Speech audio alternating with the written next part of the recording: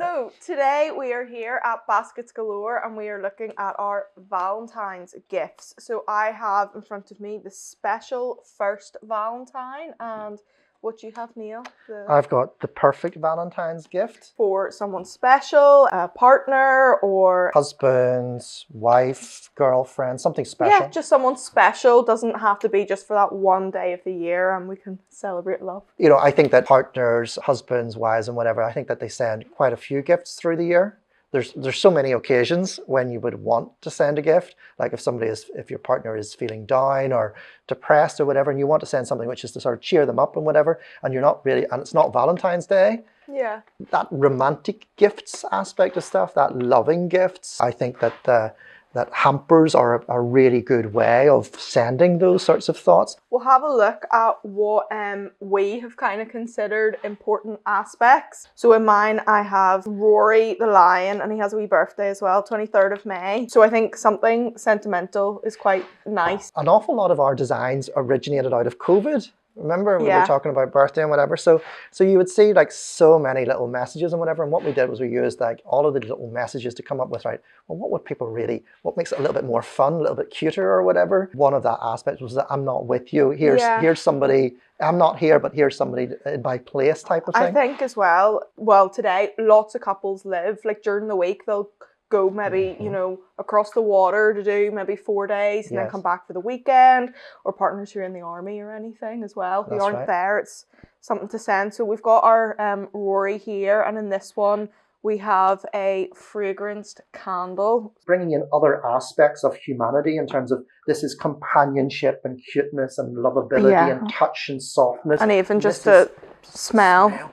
Smell, sensory, reminding. You can smell that these through softer aspects of human relationships that you're trying to create. Romantic gifts or Valentine's Day gifts. Valentine's is only one day and whatever. It's generally characterized by roses or you know, a bottle of bubbly or something like that. It's not a big expenditure, but there's that romantic part. Valentine's is the pinnacle of it. So of romance, but there's all of those other occasions where you want something. Yeah, you want to send something just to signify that you're thinking of them, that maybe you are spending a bit of time apart for whatever reason, and it doesn't have to be one day a year or an anniversary that you celebrate. It can be celebrated like something beautiful throughout the year. We have the sparkling apple juice. At Baskets Galore, we've opted away from an alcoholic option, which if you're doing it at home or you wish us to change it out, we can do, but I think it's too easy to get a bottle of alcohol. I think it is something we should step away from. The alcoholic and on the drinks industry, it has a mega budget. You see it in series, you see it in films, you see it in product placement. It has a mega budget. That's fine and it does what it needs to do, but we're here to just think of something a little bit different. And plenty of people don't want to drink. Yeah. And they don't want to send drink. They're actually they feel it is a problem, a difficulty, but such is the power of the drinks industry that's what you get presented with. I'm pretty sure, you know, you do a search for Valentine's gifts, or you do a search for... most would have a bottle of Prosecco or something alcoholic in it. It's the default fallback to cliche that you would go with. And we're just trying to do something different. Yeah, a bit innovative, but different. So that's why we have opted for our apple juice. But again, if you're doing it yourself, or if you wish to purchase one of these, we can swap it out if that is something that you're interested in.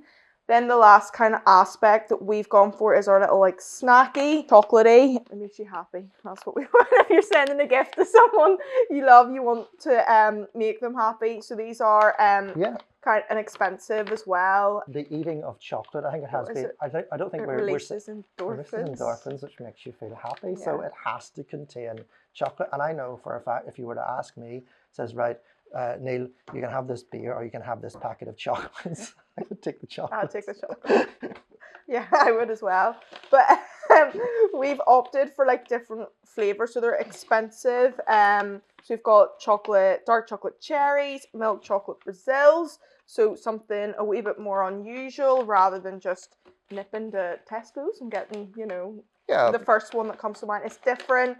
It adds a different layer of flavour. We've chosen these as a conversation starter. We've chosen dark chocolate cherries and dark chocolate figs because even on a personal level, I want to support something which is better for your health, but still gives you that release of happiness, you know, rather than taking something which has got too much sugar into it. We finished these ones off just with a red rose. You know, as a professional gift basket company that's been doing this for 2 decades or whatever, it's these little final flourishes or whatever which we find our customers really go, you're the best at this type of thing, rather than going elsewhere or whatever. But you can put your personal adaptation onto it, whichever way you like. We are just going to finish ours off with a ribbon, and we would suggest, if you're doing this as well, to, you know, go to your craft store, get some ribbon, because it does create a very completed look. Luxurious look. Yeah. Okay, now I'm getting a lot of criticism for my bows. Magda, could you bow this one for me here? Just we'll get the professional. I will add the little final little bit on top. That was cheating. Yes, I know. Well, my bows are not pretty enough. This is not what I do. I'm now watching you so that I can copy you see. And the next one, it's Poppy. Oh, thank you very much. Fabulous. There you go. And there's one I did earlier. This is not one of my best. Look at mine. It's one of my better ones.